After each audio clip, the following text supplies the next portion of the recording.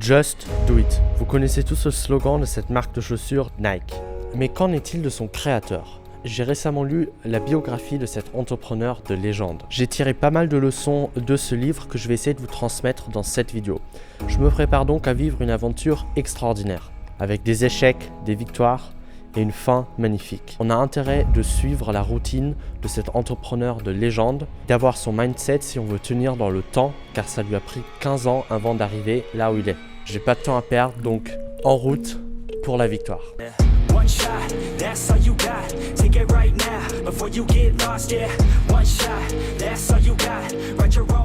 Bon, se lever à 8h, check. Prendre son petit déjeuner, check. Travailler 9 heures par jour. Attends, vraiment ? Bon allez, c'est parti. Un des meilleurs hacks de productivité que je peux vous donner, c'est de changer de tâche quand vous sentez que vous êtes fatigué. Ça peut vous donner comme ça un boost d'énergie. Bon, en vrai, je fais le malin, mais travailler pendant des heures, c'est pas super facile non plus. Bon, et bien sûr, comme si ça ne suffisait pas, après avoir travaillé, j'ai encore quelques kilomètres à courir.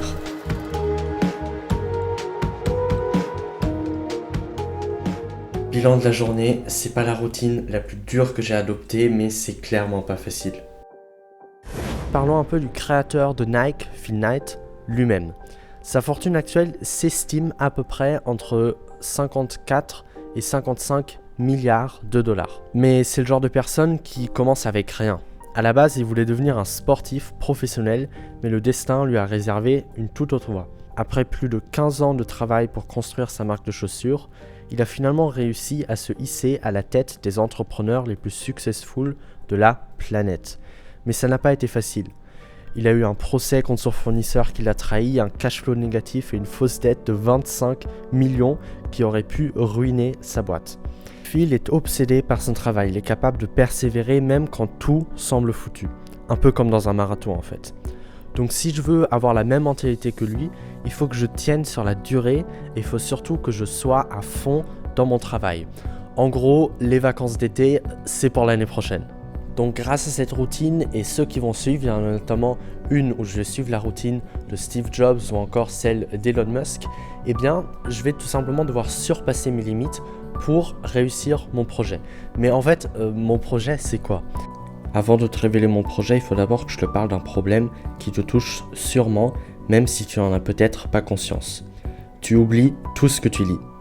Et en tant qu'entrepreneur, étudiant ou juste une personne qui a des ambitions personnelles, c'est un vrai problème. Parce que tu lis peut-être des choses fascinantes, des pages et des pages, mais derrière, si tu ne retiens rien, si tu ne fais rien avec ce que tu lis, ça va servir à rien.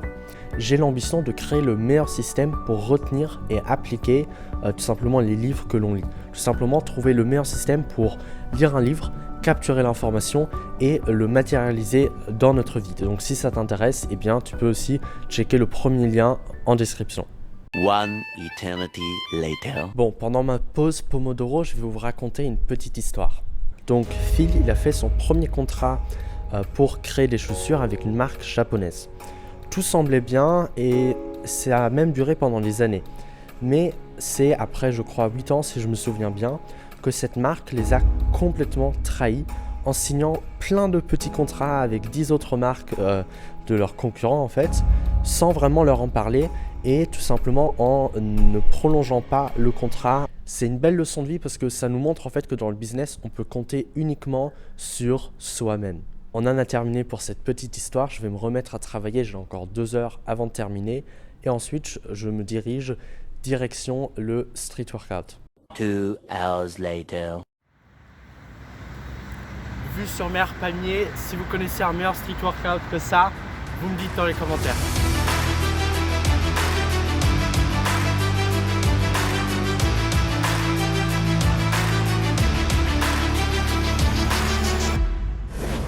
À part l'histoire avec l'usine japonaise, ce livre m'a donné une envie soudaine d'aller visiter le Japon un jour. Et même, par exemple, dans le livre, à un moment, il explique que dans le mont Fuji, eh bien, il y a une seule voie pour aller au sommet, mais il y a plein d'autres voies pour tout simplement aller en bas et revenir au point zéro. Je trouve que c'est une belle leçon de vie. Bon, heureusement, je passe pas toute ma journée devant mon écran non plus. Je fais par exemple du piano, ce qui va m'aider à quand même garder un rythme et à préserver ma santé mentale.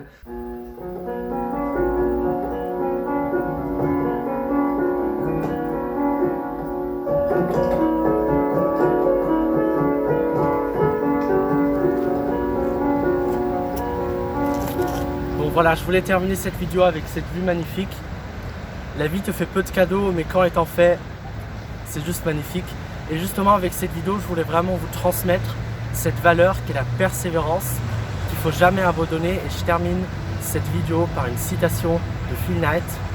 Finalement, tout est une question de volonté. Je vous souhaite une excellente journée. A plus pour une nouvelle vidéo.